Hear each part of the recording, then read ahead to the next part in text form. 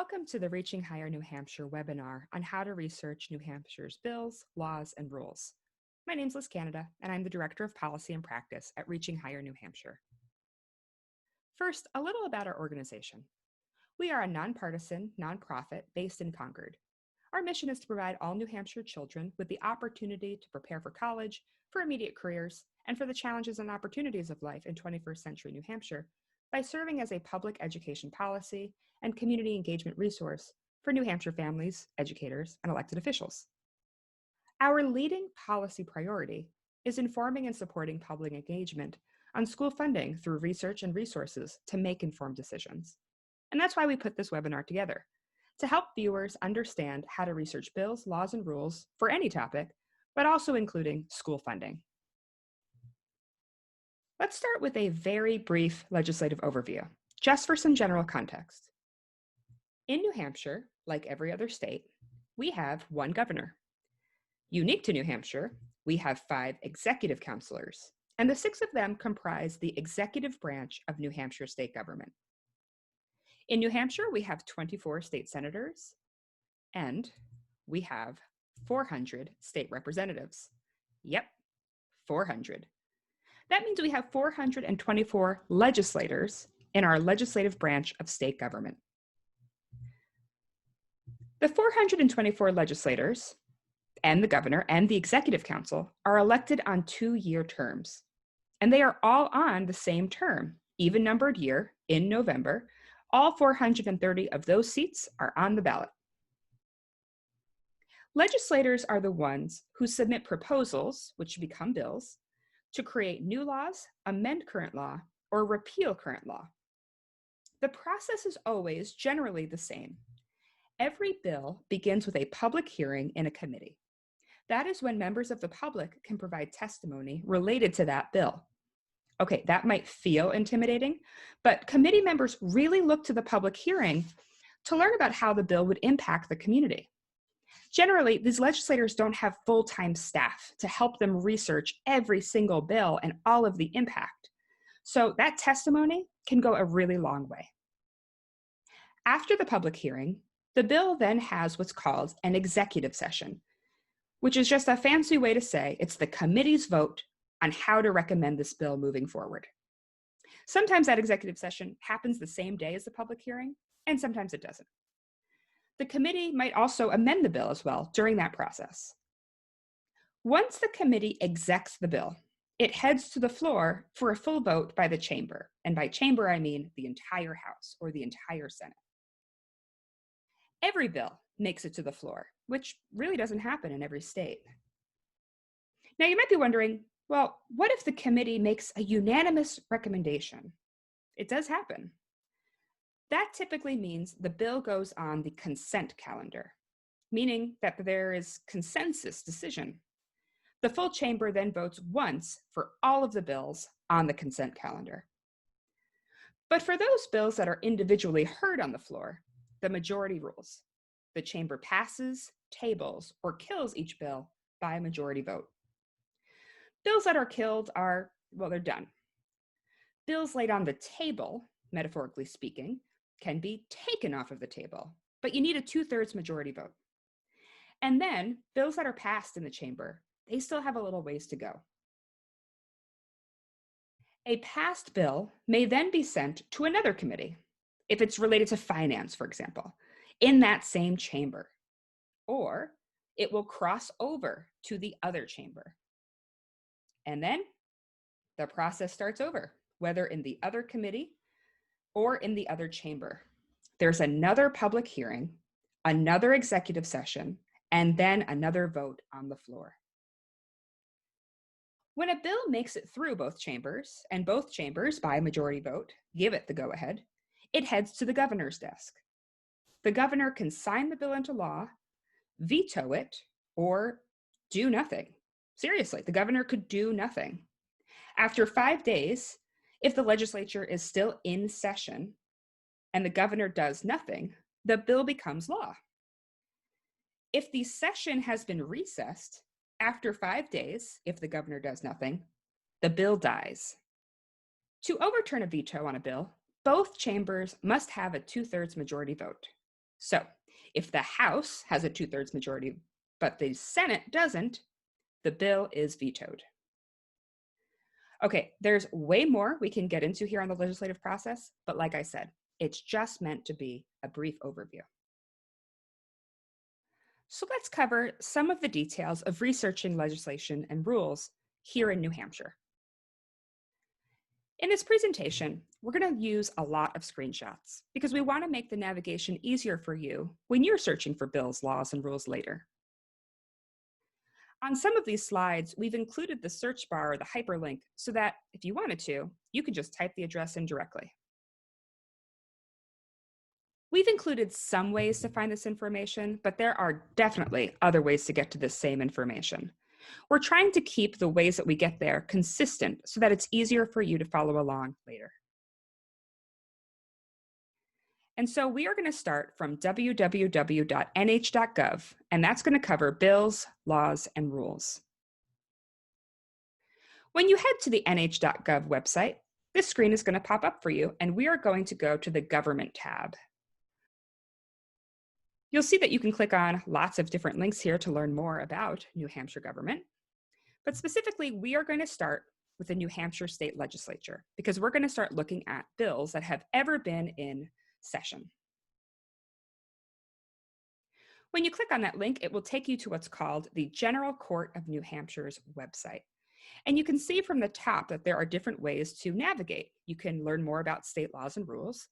You can go learn more about the House of Representatives or the State Senate. You can even go to the streaming media. Scrolling down, we have a lot of information that we can look at, but we're going to narrow into the advanced bill search. We're going to use this to search for any bill that has been in session from 1989 until present. When you click on advanced bill search, you have a lot of availability to search for information, but let's try to keep it as simple as possible. What I've done here is I've removed the year 2020, and I've included a word, bullying, because I'm interested to know what legislation has ever happened that includes the word bullying in the title. So I'm going to click back for a moment.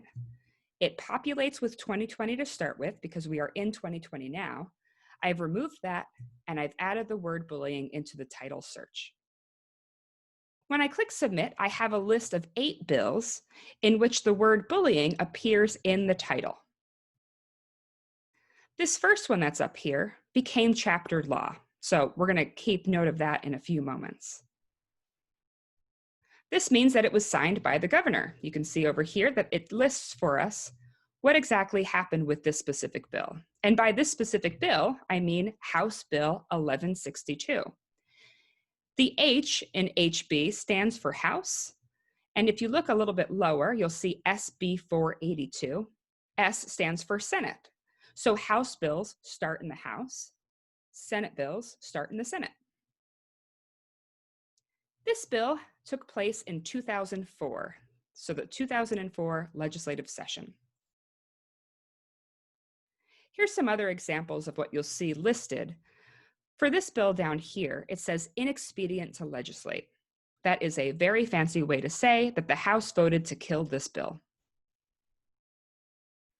This Senate status up here says laid on table. Like I shared earlier, a bill can be placed on the table, but needs to be removed by a 2/3 vote. And it looks like for this bill, it remained on the table, which in effect killed that bill. But all we can see here really is the title of the bill. To actually know what the bill said from that 2004 legislative session, we're going to need to click Bill Text. And then we have this information that pops up for us. This is going to be the full and final version of House Bill 1162. Some information you'll see up top are going to be the House Bill number. You're going to see the title again, an act relative to school district policies on bullying. You're going to see the sponsors who sponsored this bill. And you're going to see the committee that it started in, which was House Education. Scrolling down gives us the full bill in its entirety. I'm not going to ask you to read this entire bill, but I do want to draw your attention to this right here, which is RSA 193-F:3. This is going to be the state statute that this bill then became. It says here, RSA 193-F:3 is repealed and reenacted to read as follows. So in 2004, this bill led to RSA 193-F:3 reading this information. Now, 2004 is a long time ago. So let's see what has happened with that specific law. We're going to start again from newhampshire.gov. This time, however, we're going to click Laws and Rules. We get this picture of happy people walking down the street, which is great, but we're going to scroll down and we're going to see that there are a few different opportunities to learn more about New Hampshire government again. We could read the New Hampshire State Constitution on the right-hand side, for example, but we'll leave that for another day. For now, we're going to click State Statutes online, and this is going to take us to the state laws that exist in New Hampshire. Now, this page can look pretty overwhelming, and so there's two opportunities that I want to point out for you today. If you know the RSA, the statute that you're looking for, like we just did, we have that one listed, RSA 193-F:3, then we're going to click on Browse, and we're going to go there because we know exactly what we're looking for. When you click it, you have a list of the table of contents. You'll see Title I, the state and its government, includes chapters 1 through 21. We're looking for 193, so we're going to scroll down. 193 can be found 193 can be found in Title 15, which are the education chapters. When you click on that, you have a lot of links to look at. Don't feel overwhelmed. We're just going to need to scroll down to 193-F.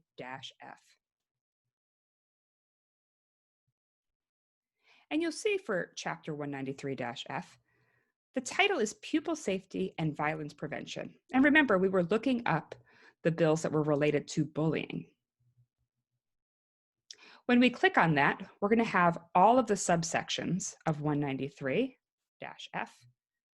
My recommendation would be to click on this larger one up here because it will capture all of the ones that are below. Clicking on that shows you the different sections. You have :1, :2, and then scrolling down was :3. And you'll see that this looks pretty different from what we saw in that bill. This makes sense because the bill that we were looking at was from 2004. If you look at the bottom of this page, source, it says 2000, it says 2004, it says 2010. And so the statutes have been updated since the 2004 session. So probably that bill that we just looked at moved somewhere else. For the time being, however, this should show you how to find the specific statutes that you're looking for if you know the RSA number. If you don't know the RSA and you want to search by a keyword, like the word bullying, you're going to use the full text searching feature. It brings you to a page that is literally just a search box. So I've typed in bullying and I'm going to click search. And this will show us all of the RSAs that have the word bullying listed. And this is the one that we had just visited, Chapter 193-F, Pupil Safety and Violence Prevention. So this is just another way to find laws that might be applicable to the topic you're interested in. Finally, we're going to talk about rules. We're going to go back to the newhampshire.gov website and click Laws and Rules. There are those happy folks walking again, and we're going to scroll down, and this time we're going to click on Code of Administrative Rules. The page that pops up can definitely feel overwhelming. For our case, since we're an education policy organization, we're going to scroll down and we're going to look for the education rules. Again, we're brought to a table of contents which have all of the education-related rules. And to show you how you might search through the rules that you might be looking for, I've chosen to search for the word counseling. And you'll see that you'll have some examples like Section Ed 306.39, which is about the school counseling program. Let's say that I wanted to look more about what constitutes a comprehensive school counseling program. That would be Section 614.03, But to find the actual information, you would need to scroll back up because there's only one link, and that is at Chapter Ed 600. So you'll see that there's not distinct links for each of the rules. You have to go to the overall section. So I've covered the bills, the laws, and the rules, but how can you look up what's happening currently, current legislation that's being proposed? Getting back to the General Court website and scrolling back down, we're going to click on 2021 LSRs. An LSR is a legislative service request, and that's the proposal that will be made into an actual bill that will be heard in the House or the Senate. When you arrive at this page, my recommendation would be just click submit.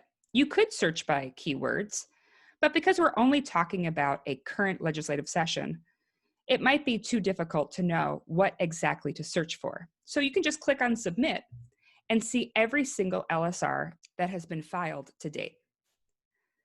When I did this search, there have been 151 LSRs found, and they are listed in order. So you'll see that the LSR starts with 2021-0001, and that's a House bill. And you can read the title and you can see who the sponsor is.